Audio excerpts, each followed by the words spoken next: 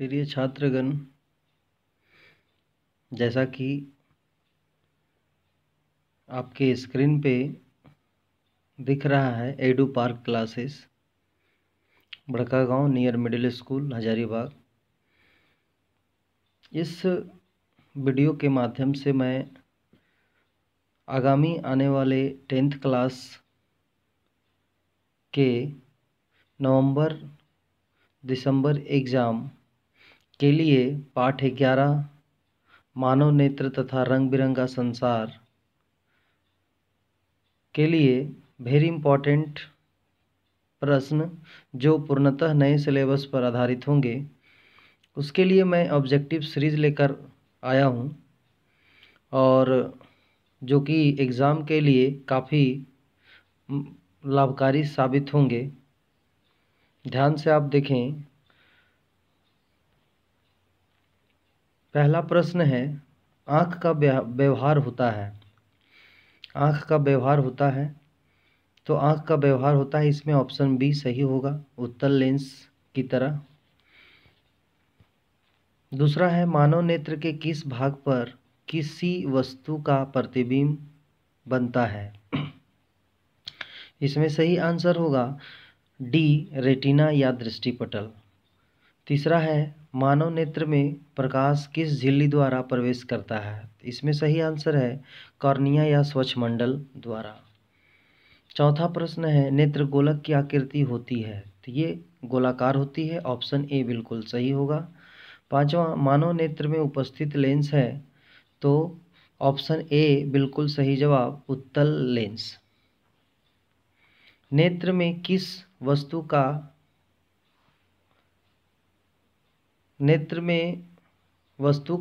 वस्तु का बना प्रतिबिंब होता है, किस प्रकार का होता है, तो इसमें ऑप्शन सी होगा, वास्तविक, उल्टा तथा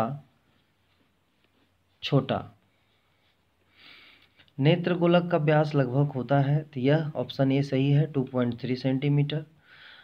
आठवां क्वेश्चन है, आँख में प्रवेश करने वाले प्रकाश की मात्रा को नियंत्रित करता है, तो इसका सही जवाब है ऑप्शन ए, परितारिका। अपने लेंस की फोकस दूरी को बदलकर दूर या निकट की वस्तु को साफ साफ देख सकने के आँख के गुण को कहते हैं, तो इसमें सही जवाब है बी, समंजन क्षमता। अगला क्वेश्चन है कि विद्युत सिग्नल कौन उत्पन्न करता है। इसमें सही जवाब है प्रकाश सुग्राही, यानी कि ऑप्शन बी। अगला प्रश्न है, तारों का टिमटिमाना किस सिद्धांत पर आधारित है, तो इसमें सही जवाब होगा ए, अपवर्तन के सिद्धांत पर। 12 क्वेश्चन नंबर, नेत्र लेंस की फोकस दूरी अधिक हो जाने से कौन सा दृष्टि दोष होता है, तो इसका सही जवाब है दूरदृष्टि दोष। अगला क्वेश्चन, जरा दूरदृष्टिता से पीड़ित व्यक्ति का उपचार किस प्रकार के लेंस से किया जाता है, तो इसका सही जवाब है बायफोकल लेंस। एक स्वस्थ मानव नेत्र के लिए निकट बिंदु होता है, तो 25 सेंटीमीटर, ऑप्शन सी सही जवाब। एक स्वस्थ मानव नेत्र के लिए दूर बिंदु होता है, यह अनंत होता है, यानी कि ऑप्शन बी सही होगा। विभिन्न दूरियों पर की वस्तुओं के प्रतिबिंब को फोकस करने के लिए आँख के लेंस की फोकस दूरी परिवर्तित होती है, यह सिलियरी पेशियों द्वारा, ऑप्शन सी यहाँ सही है। जो नेत्र दूर स्थित वस्तुओं को स्पष्ट नहीं देख पाता है, उस नेत्र में होता है, तो यह प्रश्न का सही जवाब होगा बी, निकट दृष्टि दोष।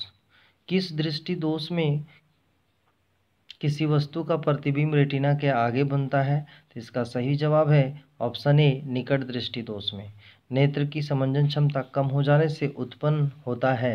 क्या उत्पन्न होता है, तो ऑप्शन सी, जरा दृष्टि दोष। 20 नंबर क्वेश्चन है, श्वेत रंग कितने रंगों के मेल से बना होता है, तो यह 7 रंगों के मेल से बना होता है, ऑप्शन डी यहाँ सही है। 21, जो नेत्र निकट स्थित वस्तु को साफ नहीं देख सकता, उस नेत्र में होता है, क्या होता है, तो ऑप्शन ए, दूरदृष्टि दोष। 22 नंबर क्वेश्चन, जो नेत्र दूर स्थित वस्तु को साफ नहीं देख सकता, उस नेत्र में होता है, ऑप्शन बी, निकट दृष्टि दोष। सामान्य मानव नेत्र को दूर बिंदु, ऑप्शन डी, अनंत पर होता है। 24 प्रश्न निकट दृष्टि दोष वाले व्यक्ति के चश्मे में होता है, तो ऑप्शन बी अवतल लेंस होता है। क्वेश्चन नंबर 25, निम्न में से किस दृष्टि दोष में नेत्र का क्रिस्टलीय लेंस दुधिया, धुंधला एवं अपारदर्शी हो जाता है? तो इसमें सही जवाब होगा मोतियाबिंद, ऑप्शन बी सही होगा। 26, क्वेश्चन नंबर 26, दीर्घ दृष्टि दोष के निवारण के लिए उपयोग किया जाता है, तो इसका सही जवाब है उत्तल लेंस, ऑप्शन बी सही। अगला प्रश्न है, यदि किसी वस्तु का प्रतिबिंब रेटिना के पीछे बनता है तो वह व्यक्ति किस दृष्टि दोष से पीड़ित है? तो इसका सही जवाब है ऑप्शन ए दूरदृष्टि दोष। सिग्नलों की व्याख्या कहाँ होती है? कोई भी सिग्नल जो है वो कहाँ होती है? तो हमारे मस्तिष्क में, यानी ऑप्शन ए सही है। मानव नेत्र में किस प्रकार का लेंस पाया जाता है? तो मानव नेत्र में उत्तल लेंस पाया जाता है, ऑप्शन ए सही है। पुतली के साइज को नियंत्रित करने वाला गहरी पेशीय डायफ्राम क्या कहलाता है? तो यह परितारिका कहलाता है, ऑप्शन ए सही। आँख की पुतली किस प्रकार कार्य करती है? तो यह परिवर्ती द्वारक की भांति कार्य करती है, ऑप्शन डी सही होगा। कॉर्निया के पीछे एक संरचना होती है, उसे हम लोग परितारिका कहते हैं, ऑप्शन डी यहाँ सही है। निकट दृष्टि दोष उत्पन्न होने का क्या कारण है? तो निकट दृष्टि दोष में अभिनेत्र लेंस की वक्रता त्रिज्या बढ़ जाती है, और यहाँ ऑप्शन ए सही होगा। 34, निकट दृष्टि दोष दूर करने के लिए किस लेंस का व्यवहार होता है? तो निकट दृष्टि दोष को दूर करने के लिए अवतल लेंस का, यानी कि ऑप्शन बी सही होगा। नेत्र में प्रवेश करने वाले प्रकाश किरणों का अधिकांश अपवर्तन होता है, ये सी कॉर्निया के बाहरी पृष्ठ पर। अगला प्रश्न, मंद प्रकाश में किसकी शिथिलता से पुतली पूर्ण रूप से फैल जाती है? तो यह जो है परितारिका की शिथिलता से फैल जाती है, ऑप्शन बी सही होगी। अगला है 37 नंबर प्रश्न, नेत्र गोलक के गोल होने पर देख पाते हैं, तो निकट की वस्तुओं को हम लोग देख पाते हैं, ऑप्शन ए सही है। वस्तु को हटा लेने के बाद भी नेत्र पटल पर प्रतिबिंब कितने सेकंड तक रहता है? तो ऑप्शन ए सही है, 1/10 सेकेंड। दृष्टि निर्बाध सिद्धांत का उपयोग कहाँ किया जाता है? तो ये आपका चलचित्र प्रक्षेपण में, ऑप्शन ए सही। कॉर्निया के पीछे क्या है जो काले रंग की पेशियों का समुच्चय है? तो यह यहाँ पर ऑप्शन जो है सही होगा ए परितारिका। आयु में वृद्धि होने पर मानव नेत्र में समंजन क्षमता घट जाती है, यह दोष कहलाती है, तो यह दोष हमारा ऑप्शन डी जरा दृष्टि दोष कहलाती है। क्वेश्चन नंबर 42, कॉर्निया में दोष अर्थात उसके पूर्णतः गोलीय न होने के कारण किस प्रकार का नेत्र दोष होता है? तो यह इसका सही जवाब है ऑप्शन ए अबिंदुकता। अगला प्रश्न, अबिंदुकता नेत्र दोष वाले व्यक्ति के चश्मे में किस तरह के लेंस से दोष का निवारण होता है? तो ऑप्शन बी बेलनाकार लेंस। अगला प्रश्न है, दोष रहित नेत्र 25 सेंटीमीटर और अनंत के बीच रखी वस्तु को आसानी से देख पाता है, इसके बीच की दूरी को कहते हैं, इसके बीच की दूरी को दृष्टि परिसर कहते हैं, ऑप्शन ए सही होगा। मानव नेत्र दो हैं, अतः इनका दृष्टि क्षेत्र होगा तो 180 डिग्री, ऑप्शन ए सही। दूर दृष्टि वाली आंखें साफ साफ देख सकती है, इसका ऑप्शन होगा दूर की वस्तुओं को, ऑप्शन ए सही। दीर्घ दृष्टि दोष होने का क्या कारण है? तो ऑप्शन डी अभिनेत्र लेंस की फोकस दूरी का अत्यधिक हो जाना। अगला प्रश्न है, अभिनेत्र लेंस की फोकस दूरी में परिवर्तन किया जाता है तो पश्चमाभि द्वारा, ऑप्शन सी। आपके प्रश्न में पश्चमाभि पेशियों द्वारा भी लिखा हुआ हो तो आप वही टिक लगाएंगे। अगला प्रश्न है 49, रेटिना प्रकाश को परिवर्तित करता है विद्युत सिग्नल में, यहाँ ऑप्शन बी सही होगा। अगला प्रश्न है 50, नेत्रदान करने वाले व्यक्ति की आयु सीमा होगी, तो इसमें ऑप्शन डी इनमें से सभी 10 वर्ष, 25 वर्ष, 60 वर्ष सभी हो सकते हैं। अगला प्रश्न है कि मृत्यु के पश्चात कितने घंटे के अंदर नेत्र निकाल लेना चाहिए? तो ऑप्शन बी 4 से 6 घंटे के भीतर। इनमें से कौन व्यक्ति नेत्रदान कर सकता है? तो इसमें सही जवाब होगा डी बी एवं सी, यानी कि संक्रामक रोग से पीड़ित व्यक्ति हो वह भी दान कर सकता है, मधुमेह का रोगी हो वो भी कर सकता है। माफ कीजिएगा, संक्रामक रोग से पीड़ित है वो दान नहीं कर सकता है। मधुमेह यानी कि डायबिटिक्स रोग से अगर वो व्यक्ति पीड़ित है और आंख दान करना चाहता है तो वो कर सकता है, और दमे का रोगी भी कर सकता है।